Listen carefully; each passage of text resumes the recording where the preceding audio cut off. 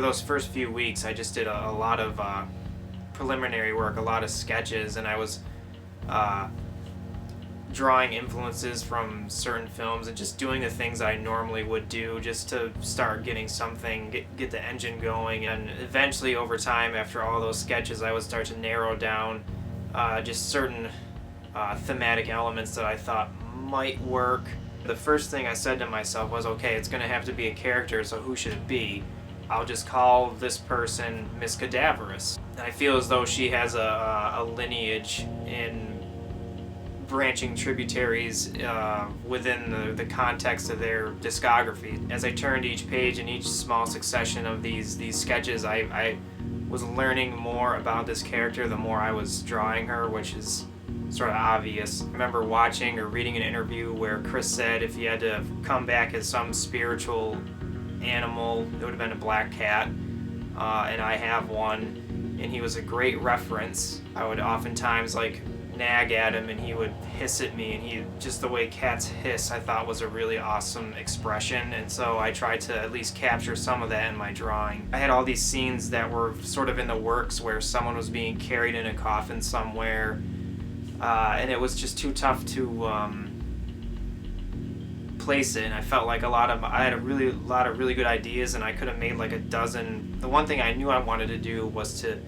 do something with the frame and do something very kind of decorative. My main sources of inspiration came from like the old school handbills that they used to send out for bands back in like the 90s. They'd always be black and white because it was too expensive to print in color. I drew inspiration from a lot of those, particularly I think some of the best tour flyers I've ever seen are from the Cramps.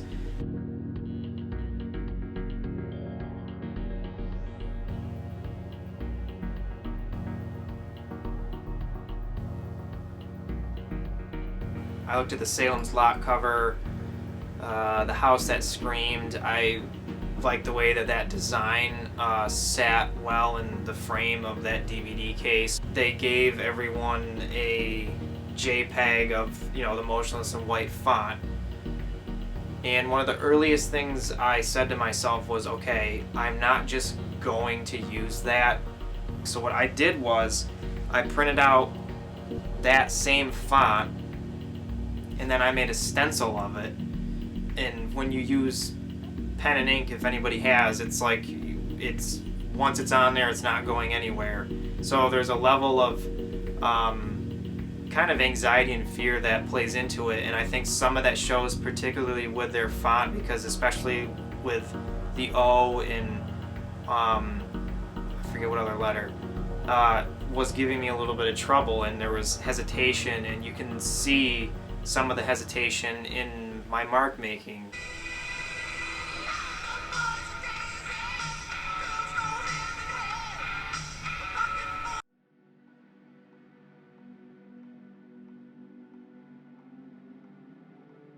I zeroed in on my final, what I had considered to be my final sketch, and I had thought to myself, yeah, this is what I'm going to do, this is what I'm going to ink, but it's missing the attitude that I want.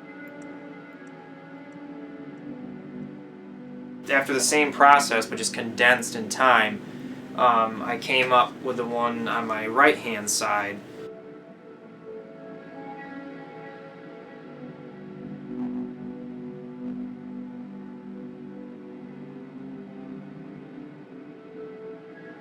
But this one was sort of born out of frustration because I was all set to go in and start inking this one, and then things got in the way of progressing. There was crazy snowstorms this past week, and I was out there 14 hours at a time, and it sucked, but in the back of my mind, this is what I wanted to get back to.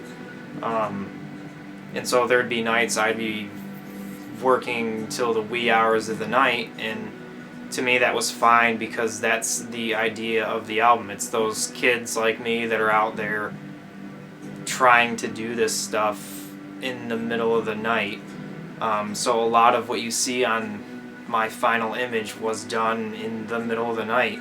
If you look closely, I have a monarch butterfly with a rose sort of as the body towards the bottom center of the image, and that's purposeful because remember getting my hands on 18 Visions is Until the Ink Runs Out.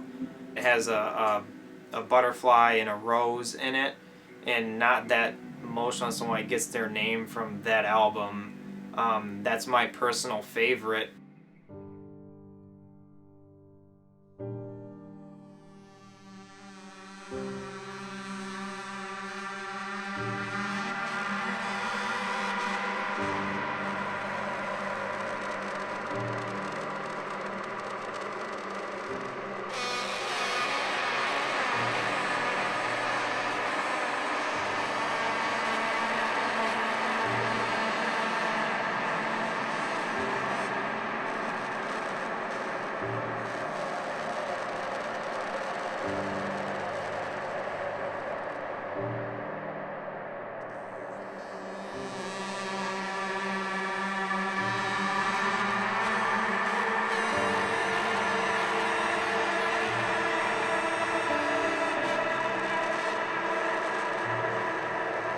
I mean, they're out there creating something with their hands, and it's not easy, and I wanted to burden myself with that same mentality. I didn't want it to be easy. I didn't want it to be stock images, then just color swapped in Photoshop and then slap their name on it and call it an album cover. I wanted it to look real and hand-drawn, and as if it was hand-drawn, then copied and printed and sent out like tour flyers.